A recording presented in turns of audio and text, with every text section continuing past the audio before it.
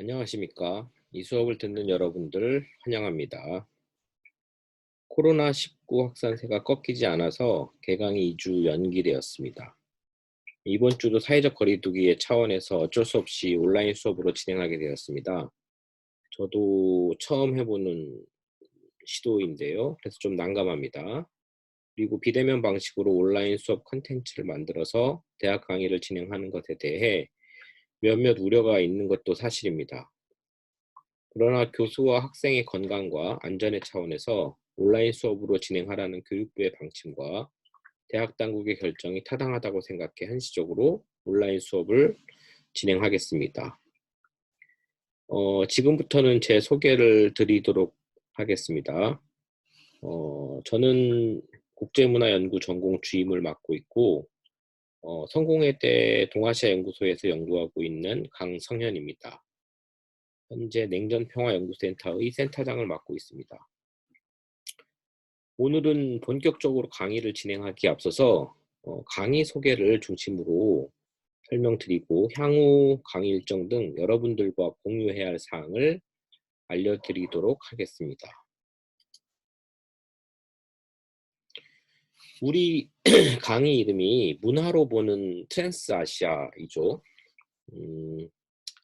문화, 트랜스, 아시아, 그리고 보다 뭐 이런 키워드가 여러분들 앞에 있습니다. 이런 키워드들에 대해 이야기하면서 이 수업을 소개할까 합니다. 우선 보다에 대해 이야기해보죠. 어떤 뜻일까요? 뭐 그냥 보는 건 아니겠죠. 네, 오른쪽 그 뷰포인트라는 영어 단어 보이시죠? 시점, 관점 이런 뜻을 갖고 있죠. 여기서 무엇을 본다는 것은 무엇을 이해하고 인식한다는 말과도 통합니다. 트랜스 아시아라는 것을 문화로서 또는 문화를 통해 이해하고 인식한다. 뭐 이런 의미를 갖고 있겠죠. 그렇다면 문화란 무엇일까요? 여러분들 그 슬라이드에 컬처라는 영어 단어와 쿨트라라는 라틴어가 있는데요. 문화의 영단어인 컬처의 어원에는 이렇게 경작이라는 의미가 있어요. 서양에서는 정신을 경작한다는 뜻에서 정신의 개발, 계몽을 의미하기도 하죠. 그런 의미에서 문화인은 정신적으로 계몽된 인간을 말하는 것이겠죠. 이런 뜻에서 보면 문화인은 미개인과 야만인과 구별되는데 누가 스스로 문화인이라고 칭했겠어요? 유럽인들이겠죠. 이후 문화는 문명과 같은 의미에서 사용되었고 자연과 대비되는 의미에서 인간이 인위적으로 이루어 놓은 생활 양식을 총칭하게 됩니다. 그 영국의 유명한 문화 연구자가 있습니다. 레이먼 윌리엄스라는 분인데요.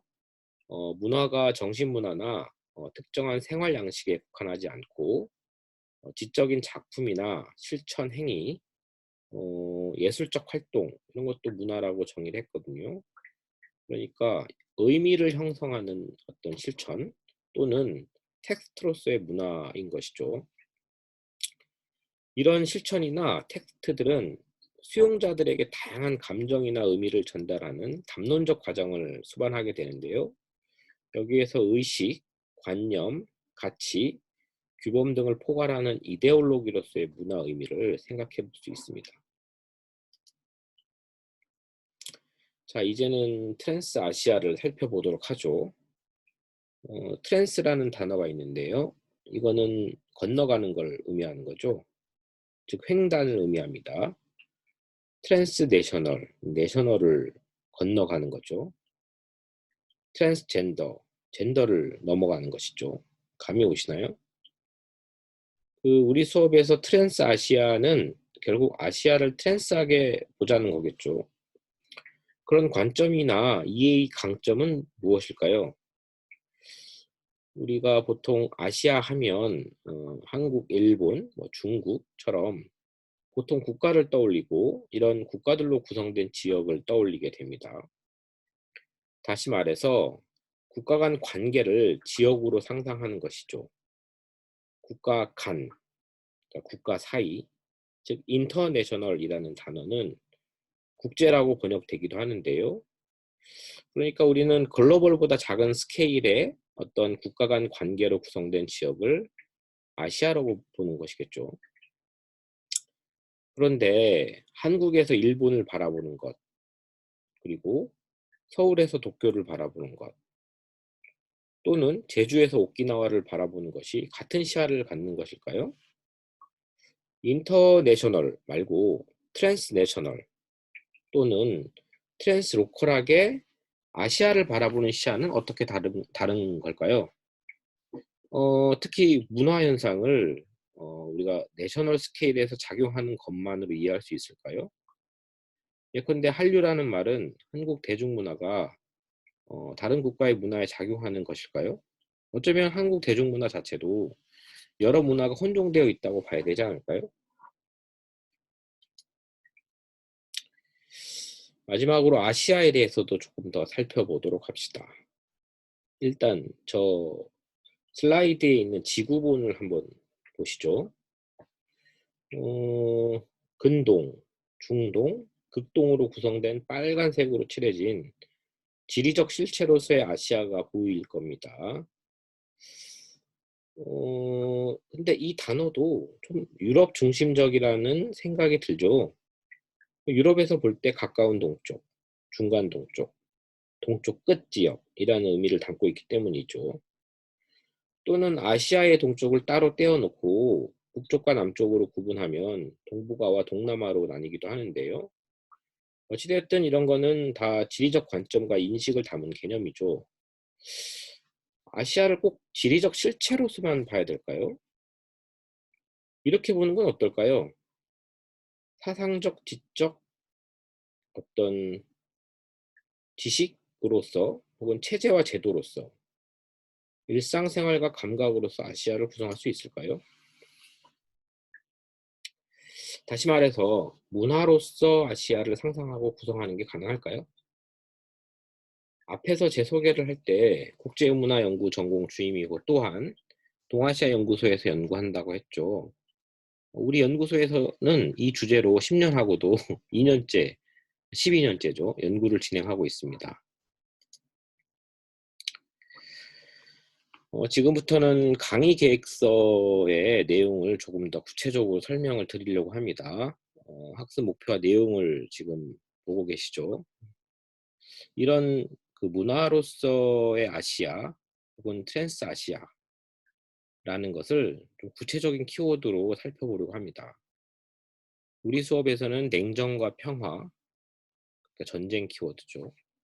혐오와 차별, 그리고 대중문화와 서브컬처, 성장과 발전의 신화, 그리고 가족, 청년 키워드를 중심으로 일단 한국과 중국과 일본을 좀 중심으로 문화 변동의 내용을 트랜스 아시아라는 시각에서, 그러니까 비교 국가론적, 비교 사회론적 시각이 아니라 트랜스 아시아라는 시각에서 바라보고자 합니다. 여러분들이 가장 궁금해 하시는 내용일 텐데요. 수업의 진행과 평가 방법을 간단하게 소개해 드리겠습니다. 일단 이 수업은 제가 개설 운영은 했지만 3명의 선생님, 저를 포함한 3명의 선생님이 강의를 동시에 진행합니다. 저는 한국을 중심으로 강의를 진행하고요. 그리고 조경희 선생님과 김미란 선생님이 각각 일본과 중국 주제들을 가지고 강의를 진행합니다. 별도의 강의 교재는 없습니다. PPT 강의를 통해서 여러 시청각 자료를 소개하고요.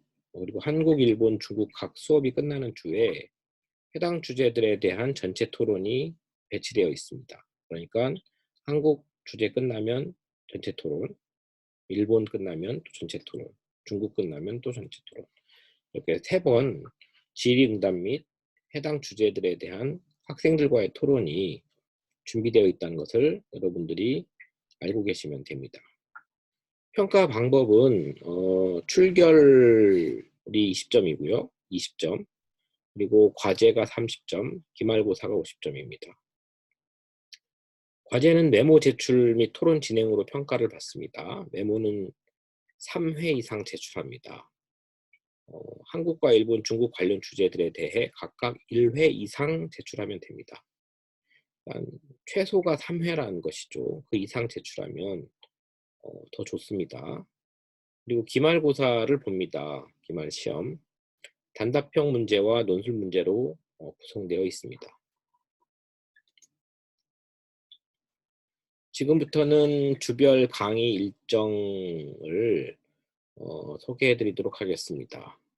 일단 1회부터, 오늘 강의 소개 1회부터 10회차까지 제가 진행합니다. 한국을 중심으로 강의를 한다고 설명드렸죠. 우리 수업은 화요일과 목요일에 분할 수업으로 진행되기 때문에 총 30회에 걸쳐 수업이 진행됩니다. 어쨌든 제가 한국에 대해 10회를 강의하고요. 그 뒤로 각각 10회차씩 조경희, 김미란 교수 두 분이 일본과 중국을 중심으로 강의하게 됩니다. 앞서 말했듯이 구체적으로 냉전과 평화 문제, 그리고 혐오와 차별, 대중문화와 서브컬처, 발전과 성공의 신화, 개인가족 청년 문제를 강의로 다룹니다. 저는 한국 사회의 최대 현안인 전쟁과 평화 문제, 혐오와 증오 문제, 탈진실과 역사 부정의 문제, 그리고 가족과 청년 문제에 초점을 맞추려고 합니다. 2회, 3회는 이제 전쟁을 기념하는 곳에 평화는 없다 이렇게 되어 있는데요. 어디가 생각나십니까, 여러분들은? 한국의 전쟁기념관 그리고 전쟁박물관은 정말 많죠. 그중에 뭐 한두 개를 꼽으라고 한다면 용산의 전쟁기념관과 거제도 포로수용소 역사 테마파크일 것입니다. 특히 용산 전쟁기념관은 서울 한복판에 일본군, 미군, 한국군의 핵심이 주둔했던 장소성을 의식하지 않을 수 없어요. 전쟁, 특히 6.25라는 전쟁 발발을 기념하는 국가와 사회, 그 상징인 장소인 것이죠. 전쟁을 환기하는 시간이라 할 수 있는 6월, 호국의 달에 한번 전쟁 기념관에 가보시기 바랍니다. 그 군사주의적 기운을 물씬 느끼고 오실 겁니다. 그런데 왜 우리는 전쟁을 기념할까요? 보통의 경우라면 전쟁 발발이 아닌 전쟁을 종식시킨 날을 기억하고 기념합니다. 그리고 반전 평화의 중요함, 소중함을 되새기는 거죠. 흥미로운 건 전쟁 발발을 기념하는 장소에서도 평화를 말하긴 합니다. 용산 기념관에서도 평화를 말하긴 해요. 그런데 그 평화의 내용은 어떤 것일까요?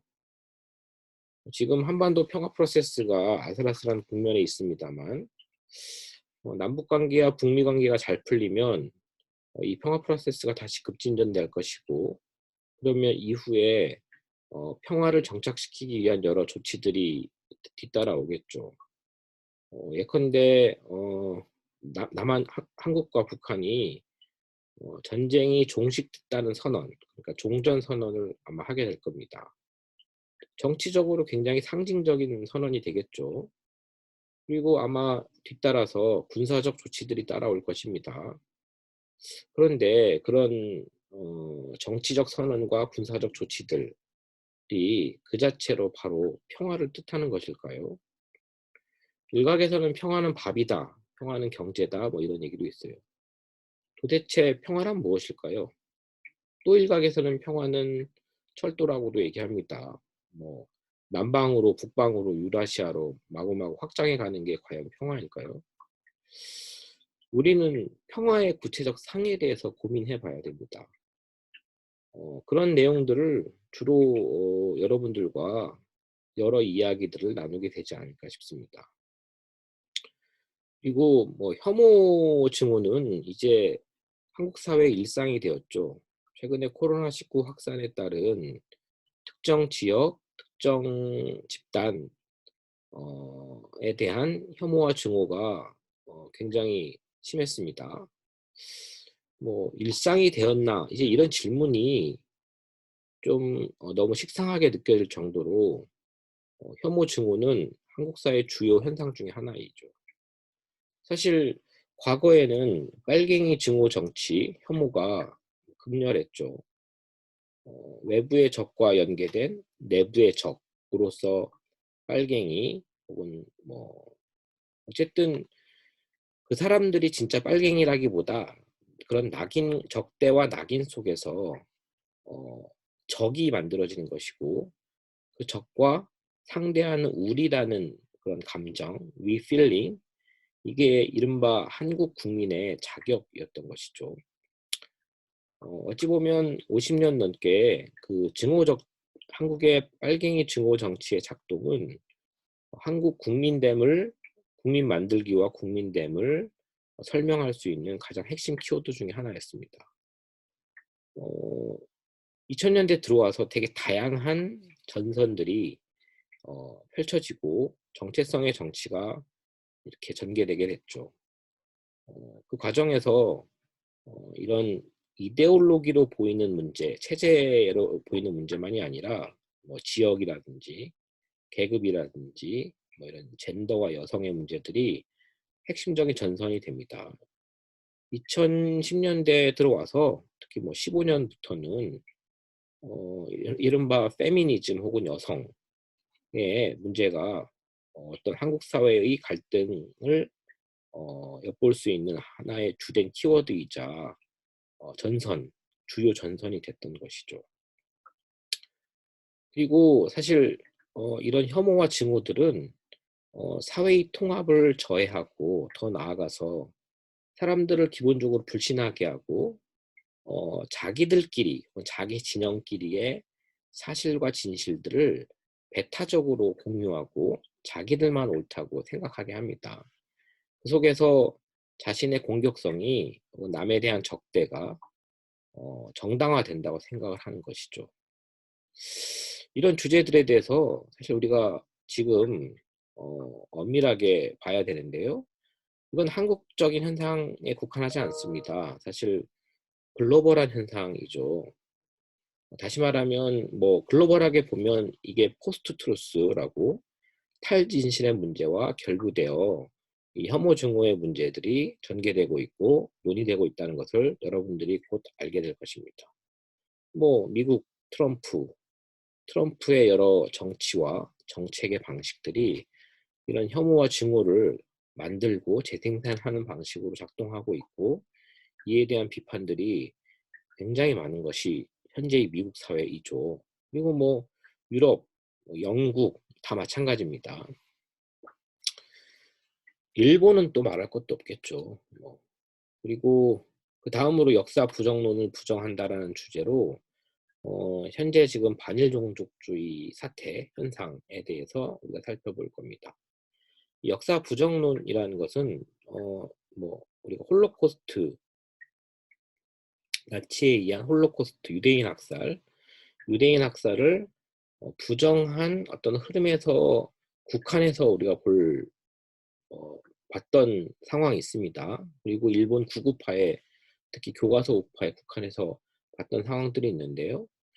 한국에서도 이 역사 부정론자들이 급격히 지금 증대하고 있고 이건 특정한 어떤 전문가 집단 내지는 어떤 정치 집단에 국한하지 않고 역사 부정 현상이 전 사회적으로 확산되고 있다는 것을 여러분들이 아마 반일종족주의 문제를 통해서 또는 뭐 류석춘 교수 사태라든지 여하튼 이 뭐 한국 사회에서 망언의 계보를 잇는 여러 사태들이 그동안 있어 왔는데 특히 요즘에 전개되는 그런 언론에 보도된 내용들을 여러분들이 아마 아실 거라고 생각을 합니다. 이런 주제들에 대해서 한국적 차원 그리고 한일 관계에서의 차원 그리고 글로벌한 차원에서 우리가 좀 돌아보고 점검해야 할 내용들이 있다고 생각을 합니다. 그리고 가족 청년의 문제인데요. 가족이라는 게 어떻게 보면 한 사회의 가장 기본적인 사회를 재생산하는 단위이죠. 그 단위 일종의 정서적, 감정적 어떤 최소 단위이기도 하지만 또 경제적 단위이기도 하고요. 어쨌든 그 아주 옛날부터 가족에 대한 사회학적 관심, 더 나아가서 사회 현상으로서의 가족 문제는 굉장히 중요한 그런 이제 테마였는데요. 최근 청년 혹은 개인 뭐 어떤 주제, 어떤 소재든 간에 그게 가족과 결부되어서 사실 이전에 조직되었던, 이전에 투영되었던 가족의 상과 아주 다른 가족의 상들이 지금 이게 대안은 아니고요. 일종의 위기이기도 하고 어떤 가능성이기도 한 것일 텐데요. 그런 상황들이 지금 펼쳐지고 있는 것이죠. 가족의 미래에 대한 내용들인 것이죠. 그리고 사회는 이에 따라서 재구성이 불가피합니다. 제가 우리가 가족을 배반할 때라고 조금 센세이셔널하게 주제를 달아봤는데요. 지금 벌어지고 있는 현상들을 청년 문제와 결부해서 가족 문제를, 가족 현상을, 가족에 대한 사회문화적 변동 현상을 살펴보고자 합니다. 이렇게 수업이 진행이 되고 난 다음에 전체 토론이 있습니다. 다음은 일본을 중심으로 조경희 교수가 강의를 진행하게 됩니다. 마찬가지로 이렇게 전쟁과 평화, 그리고 뭐 여기 이제 민족 국가의 신화라고 되어 있는데요. 어떤 국가나 성장 발전의 신화 문제, 그다음에 대중문화 문제, 여성 혐오 문제 등등을 지금 이 조경희 교수가 강의 일정에 지금 포함시켰습니다. 일본, 특히 우리가 아베 정부가 장기간 집권하고 있는 일본을 우리가 지금 목도하고 있는데요. 사실 일본의 평화주의 혹은 평화헌법으로 상징되는 일본, 전후 일본의 국가와 사회의 모습은 아베 정부 때와는 좀 많이 다르죠. 그래서 뭐 일본이 바뀌었다 뭐 이렇게 생각할 수도 있겠는데요. 근데 또 다른 측면에서 본다면 과연 바뀐 걸까? 예를 들면 전후 평화주의가 지배적이었던 일종의 평화헌법의 나라 일본이 정말 평화로웠던 것일까? 그 평화의 실체가 무엇일까? 이런 질문들을 할 수 있겠죠. 아시아의 시각에서 일본의 평화라는 게 무엇을 담보로 어떤 희생 속에서 구축된 것이었고 그 평화의 한계는 무엇이었나, 특히 천황제와의 관계에서 어떤 문제가 있었는지를 아마 조경희 교수님께서 강의를 해주실 거라고 생각합니다. 그리고 그 뭐 전후 평화주의를 원리로 한 일본 국가와 사회를 뭐 아주 매끈해 보이는데요. 이 매끈한 일본 사회를 비춰주는 일종의 깨진 거울 같은 것이 있겠죠. 그런 존재들이 있습니다. 일종의 식민지성, 일제의 식민 지배의 어떤 요소, 그 남아있는 요소들이겠죠. 이게 잔재라고 말하고 싶지는 않은데요. 제일조선인이라든지 오키나와라는 곳, 그리고 뭐 예컨대 홋카이도의 아이누, 이런 존재나 이런 존재들이 서 있는 위치에서 일본을 바라본다면 단일하고 매끈한 일본 전후 평화주의의 상, 이게 깨져나갈 것이라고 봅니다. 더 나아가서 과연 일본이라는 나라가 어떤 것을 신화화하고 있고 사실 그 신화 뒤에 어떤 문제가 있는지, 일그러진 모습이 있는지를 볼 수가 있겠죠.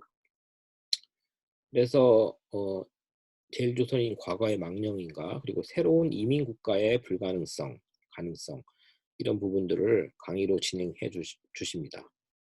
그리고 일본 하면 여러분들 떠오르는 게 서브컬처죠. 오타쿠, 뭐 일본의 청년 문화, 뭐 이런 주제들은 사실 일본적인 주제라고 할 수도 있습니다.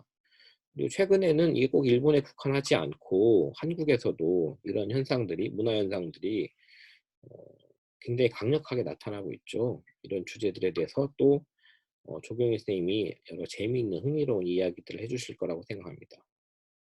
그리고 여성 혐오 문제인데요. 어, 여기에 좀 특징적인 것은 부드러운, 소프트한 여성 혐오라고 표현이 되어 있는데요. 일본 사회의 여성 혐오의 역사성과 특수성이 있어요. 한국과 비슷하면서도 굉장히 다른 양상의 여성 혐오 방식들이 있거든요. 특히 미디어에서 나타나는 그런 여성 혐오의 방식들을 보면 금방 확인이 됩니다. 이런 주제들에 대해서도 강의를 진행하면서 한국과 중국과 비교해보면 굉장히 중요한 시사점들을 찾으실 수 있을 것이라고 생각을 합니다. 그리고 일본은 최근에 재난, 물론 한국도 마찬가지지만 후쿠시마 이후 재난이라는 게 굉장히 중요한 키워드가 됐어요. 그러니까 지진에 이어서 방사능 문제가 있는 것이고, 최근에는 이제 아마도 전염병 문제가 대두되겠죠. 어, 재난 내셔널리즘이라 표현되어 있습니다. 이런 주제들에 대해서도 흥미로운 이야기를 해주실 거라고 생각합니다. 마찬가지로 수업이 끝난 다음에 일본 이제까지 다룬 주제들에 대한 전체 토론이 진행됩니다. 마지막으로 김미란 교수님의 중국 주제들인데요. 뭐 신화죠. 승승장구라는 건 일종의 발전과 성장의 신화를 먼저 강의를 진행하고 계십니다. 진행할 예정입니다. 아시아의 병자에서 IT 강국으로 라는 주제를 걸었고요. 이걸 특히 심리 구조와 기억의 측면에서 강의를 해주신다고 합니다. 그리고 뭐 전통적인 이제 주제이기도 한데 도농 그리고 인구 조절 문제, 이 일종의 그 지역 격차 혹은 사회 내 격차, 차별 그리고 그 과정에서도 계속되는 발전의 신화들이 있겠죠. 이런 주제들에 대해서 강의해 주십니다. 그리고 타이완으로 가는데요. 사실 이제 중국이라는 지역은 사회주의 중국 좁은 의미의 중국도 있지만 이제 중국권이 있는 것이죠. 그러니까 싱가포르라든지 홍콩 그리고 뭐 대만, 타이완 이런 곳이 다 중국권이라고 할 수 있습니다. 중화권이라고 할 수 있습니다. 그렇다고 제가 원 차이나 이렇게 중국의 이데올로그들이 말하는 이런 개념에 동의해서 말하는 건 아니고요. 중국이라는 지역은 그런 의미에서 하나의 거대한 제국이나 균질적인 어떤 지역이 아니라 되게 다양한 이질적인 자층위의 또 지역들의 요소들이 있다는 것을 여러분들이 이해하셔야 됩니다. 그리고 사실 다르지만 그래도 네트워크가 이렇게 연결되어 있는 것이고 넘나드는 것이죠. 이동의 문제입니다. 그리고 사실 한국의 안에서도 차이나가 존재하죠. 여러분들 뭐 서울의 대림동이라든지 인천 차이나타운은 한국 속의 차이나라고 할 수 있습니다. 그리고 중국에서도 젠더 문제가 최근에 그러니까 전통적인 의미에서 사회주의적인 차원의 어떤 여성 해방의 문제는 중국에서도 얘기가 많이 됐지만 최근에는 한중일과 뭔가 이렇게 연결되는 현상들이 있습니다. 예컨대 82년생 김지영은 일본에서도 번역 소개가 되어서 15만 부가 팔렸거든요. 엄청난 베스트셀러가 됐죠. 마찬가지 중국에서도 82년생 김지영에 대한 열광 현상이 있다고 합니다. 꼭 한중일에 국한되지 않죠. 아시아 차원에서 보면 페미니즘의 문제가 혹은 여성 혐오에 대한 문제의식이 아시아 차원에서 이렇게 환류되고 있다고 생각을 하는데요. 그런 주제들에 대해서도 중국의 위치에서 아마 강의를 해주실 거라고 생각합니다.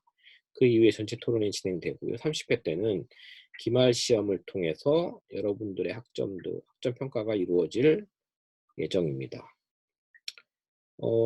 거의 30분이 다 됐네요. 오늘 수업은 여기까지 하고 마치도록 하겠습니다. 그동안 얘기를 들어주셔서 감사합니다. 수고하셨습니다.